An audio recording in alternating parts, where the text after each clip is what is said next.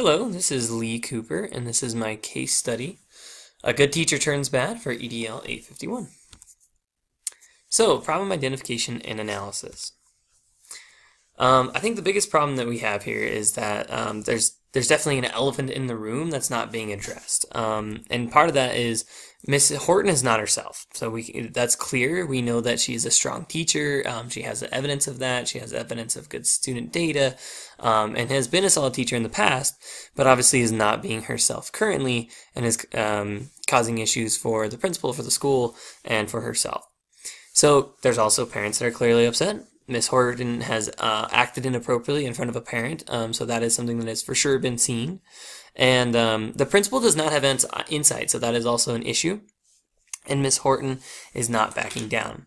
So I just wanted to put this in here because, I mean, really this is a lot of what's going on. And I would say really from the faults of the principal, that there's kind of an avoidance, there's awkwardness, there's a reluctance to do something about the issue, to resolve the issue. There's all of those things that are going on, and so has kind of created this problem. So what do we need to know? Well, first we need to know, get some clarity. We need to know the truth. So what is actually going on?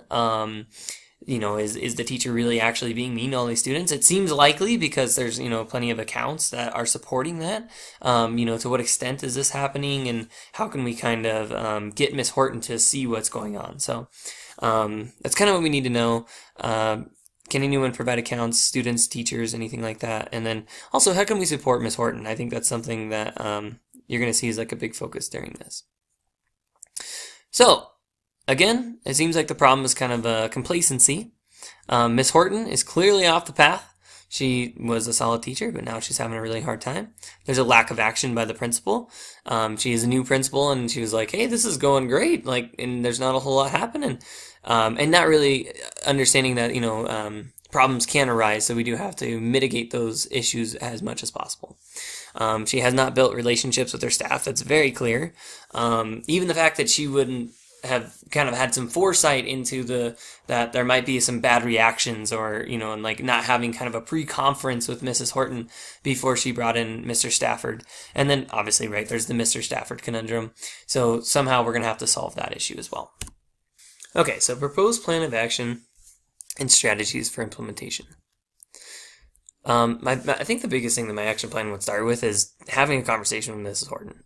That is long overdue. That's something that should have happened way back at the beginning of the school year. It happened during the summer when she noticed that she wasn't coming in, making a phone call. There's been plenty of times that she could have talked to Mrs. Horton, had the conversation, and, had a heart-to-heart, built relationships, and tried to figure out what's going on.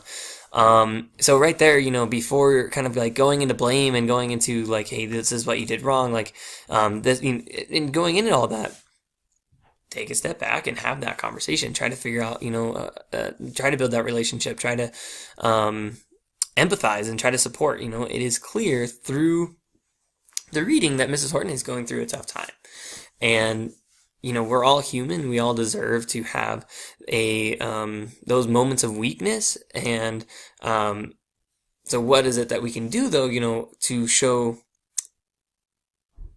growth? And how can we come back from that? So I'm going to kind of move on from this because I have, it ties into my slide a little bit more.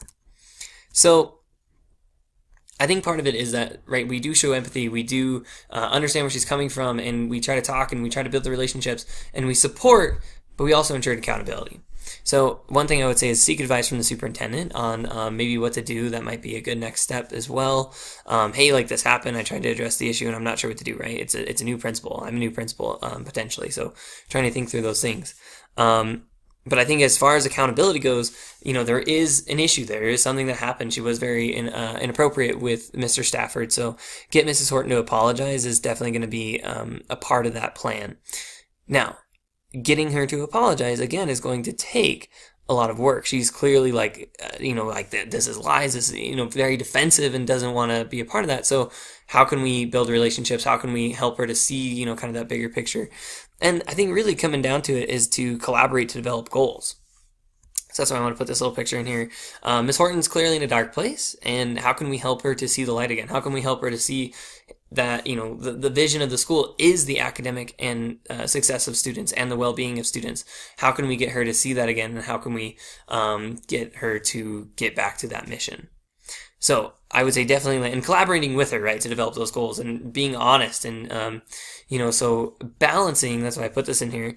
So balancing support with also that accountability, with that high expectation. So how can we do that? And that would be kind of the biggest focus of my plan, the biggest driving force of my plan is holding her accountable, but also supporting. What is it that we're doing, and what is it that we haven't done to where this situation arose in the first place? And again, that's going back to how have we not had a conversation with her prior? How could we not have had a conversation with her before the meeting, and like kind of a pre-conference, and screen these things out and work these things through, before bringing in a teacher? That does seem kind of like a blindside and kind of a poor decision made by the principal. Okay, so moving forward again with the action plan, part of that is going to be bringing clarity. So again, within that accountability. So talking with other teachers, if she really is screaming and being awful with other students, other teachers are going to hear that. They're going to be walking by, those kinds of things. So talking with people in the hall, people that are next to her, have you seen these things? What's going on? And try to get some more insight. Also talk to students, get their firsthand account about what's going on. That can be a really great resource. And, maybe there's a lot of students that are like, oh no, she's great, I love her, or something. Like these things could be happening too. So try to get a fuller picture of what's happening. Again, talk with Mrs. Horton. This is something that's going to be a little bit tricky, right? It's going to take some finessing, and, but if necessary, coming to her and being like, hey, this is accounts that we've had from these people, and there's obviously something going on, we need to get this thing figured out. There's clearly a problem. And then also talking to Mr. Stafford. So once there's been that collaboration with Mrs. Horton, and, we've kind of tried to develop this plan of growth and how can we get back on track, and all of those things, talking to Mr. Stafford and outlining everything that we talked about, right? Just complete transparency, and hey, this is what's happening. We were able to identify this issue, and this is what we're doing to resolve that issue. So hopefully to help him, and maybe that could be part of it. Like, we would be happy for you to come in. Obviously, again, this is worth collaborating with Ms. Horton, but happy for you to come in, observe a class, and see what's going on and those kinds of things. So it's going to take a lot of collaboration in those things, but it is going to take a lot of communication, and that's definitely what has been lacking. Okay, trying to move forward a little bit quicker here. So I think the biggest thing, one of the big things to focus on here too, is not just about Mrs. Horton. There's obviously been a lack of relationship building in general. That's what it's kind of seemed like. There's not a whole lot of coaching going on. Not a good, really strong adult culture where people can talk to each other and get support from each other, peer feedback from each other, building teams, and maybe there needs to be some kind of events that happen, like to where you can just get more exposure to each other and get to know each other a little bit more and be able to help each other and support each other. Really, that's building trust, right? Like, how can we build trust with each other? And right now, it doesn't seem like Miss Horton has trust, and we have kind of undermined that trust by bringing in a teacher without having a conversation with her to begin with. So how can we build that trust back and get Miss Horton back on the path? And again, that comes in with that stronger professional development through this like feedback cycle, through these coaching cycles. Same kind of thing, right? So once we have identified the problem, just kind of a problem cycle here, and tying that into feedback cycles and how can we continue to grow and learn. Okay, so resolving the issue. How are we serving all students? So in Module 5, it did talk about the qualifications of an effective school principal, and that building relationships was number one. So really, I think instead of being punitive with Mrs. Horton, instead of like coming down and saying like, hey, if you don't fix this, then we're going to fire you. Sure, like, but how are we going to build relationships? How are we going to express belief? Like, hey, I know that you were a better teacher than this. I've seen you be a better teacher than this. How can we get back to where we were? And really like building trust. So being there to support that teacher. Also, like I mentioned, building school culture. So how I'm thinking about other teachers, right, in this situation, like, man, she's going through this awful thing. She had a divorce, like whatever. And then she got fired because, and like the principal like blindsided her. I'm just thinking about how are other teachers going to view this, and what are they thinking? How will I be supported? If something happens, like am I just gonna be blindsided? Is just this like gotcha kind of culture, or is it a culture of support and growing? And again, like I've said before, one of my big things is that high expectation, high support. So how does that serve all students? Just kind of coming back to it a little bit more. So Miss Horton's been solid in the past, and we want to get her back on track.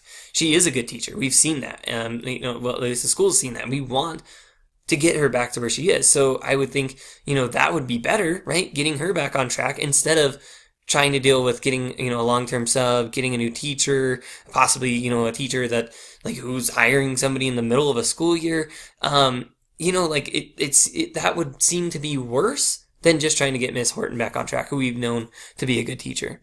And then also, how can we teach these lessons to our students? So being transparent with them, teaching about perseverance, teaching about forgiveness, and teaching them that we're going to make mistakes, but we're going to learn from them and we're going to grow, right? We're like that's something I try to teach in math class is we're going to make mistakes all the time, but that's okay. We're going to learn from your mistakes and we're going to, become better students because of it. So instilling that with them as well, like, hey, Miss Horton's having a bit of a hard time, but we're going to be supportive and we're going to learn and grow with her. I just want to put this here too. I mean, this is kind of the before and this is kind of the after as far as Miss Horton goes, but right, it's like, how can we get back to this, cleaned up, and how can we get it back to getting back on the path?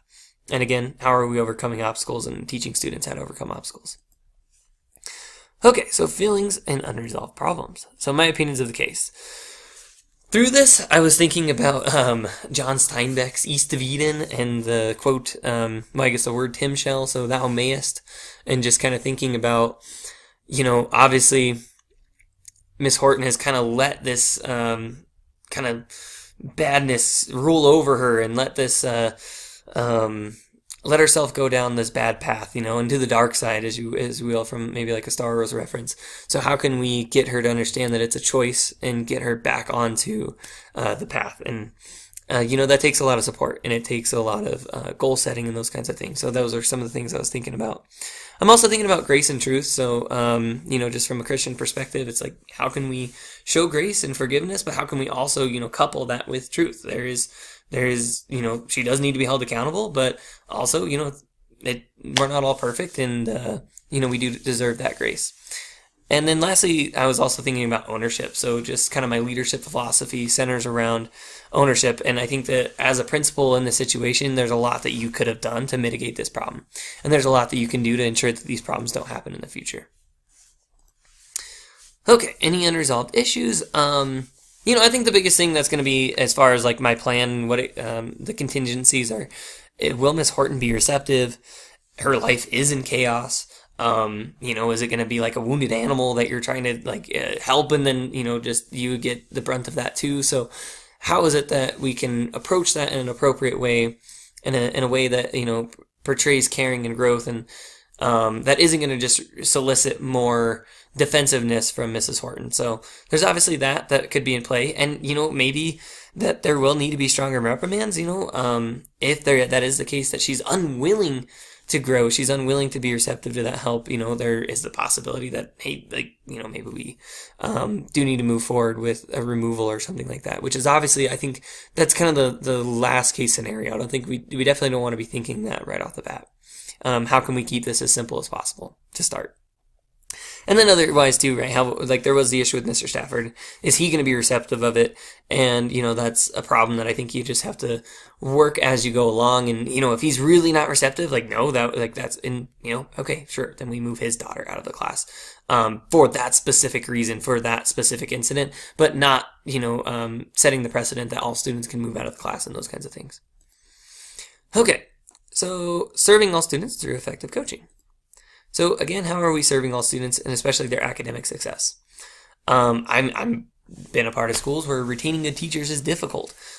She has proven to be a good teacher. Now, again, I'm not trying to say that she hasn't done wrong, that she hasn't been on the bad path, but we do want to build her professional capacity and build the professional capacity of all teachers, right? Again, like I talked about, this is not just a Miss Horton issue, but this is obviously a school culture issue, and how are we going to get that back together? And right? Retaining those good teachers is going to lead to student academic success. As well as personal well-being. Again, we're not just letting Miss Horton get by, we're holding her accountable. Maybe that's frequent observations in the classroom, and again, just feedback cycles and goal setting, and okay, this is one specific thing I want you to do, and I'm going to come in next week to observe that, and yeah, just being more present, and again, building those relationships. Again, taking further actions if needed. So along with that accountability, if it's really necessary, there might be a removal, or there might be a leave or something like that. But really it comes down to how are we being a good coach to Mrs. Horton and not a strict evaluator and a strict being punitive. And then lastly, how are we enhancing the instructional capacity? Well, like I already said, focus on growth and learning, focus on that professional development through coaching and feedback, and providing high expectations. Giving those high expectations, but providing high support. Thank you very much.